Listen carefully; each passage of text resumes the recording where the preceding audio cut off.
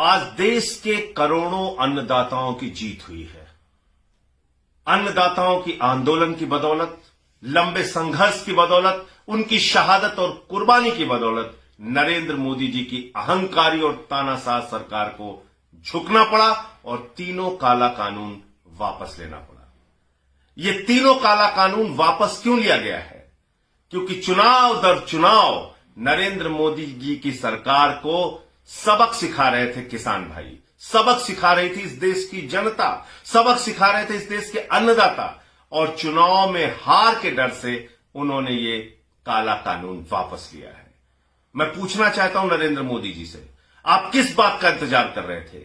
किसान भाइयों को आतंकवादी कहा गया, खालिस्तानी कहा गया, मवाली कहा गया, उनके सामने तार बिछाए गए और दुश्मन देश के नागरिक की तरह उनसे व्यवहार किया गया, उनको इस देश का दुश्मन बताया गया।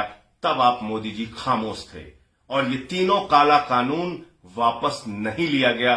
750 किसानों ने अपनी शहादत दी, कुर्बानी दी, ये काला कानून वापस नहीं लिया गया।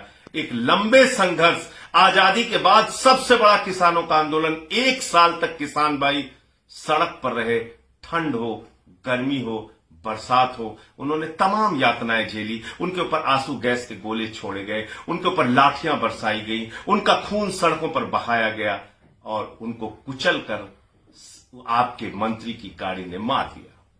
तब आप खामोश रहे। आज चुनाव के डर से, चुनाव में हार के डर से आपने तीनों काला कानून वापस लिया है। नरेंद्र मोदी जी, ये देश का अन्नदाता भी समझ रहा है, देश का किसान भी समझ रहा है। सड़क से संसद तक आम आदमी पार्टी किसान भाइयों के साथ थी, है और रहेगी। जब ये काला कानून संसद में आया था, उस वक्त मुझे मार्शल से घसीट कर संसद से बाहर किया गया था, मुझे निलंबित भी किया गया था। हमारे साथी सांसद आम आदमी पार्टी के जो थे, उनको भी निलंबित किया गया था, विपक्ष के सांसदों को अपमानित किया गया था। लेकिन हमारी एक ही आवाज थी, ये काला कानून वापस लो, ये काला कानून इस देश में लागू नहीं होना चाहिए। आज 1 साल के किसान आंदोलन की ये जीत है, जो ये काला कानून आपको वापस लेना पड़ा है।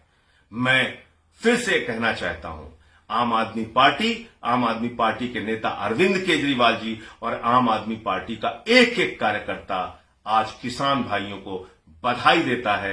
किसान आंदोलन में पहले दिन से केजरीवाल जी और पूरी पार्टी साथ थी, है और रहेगी।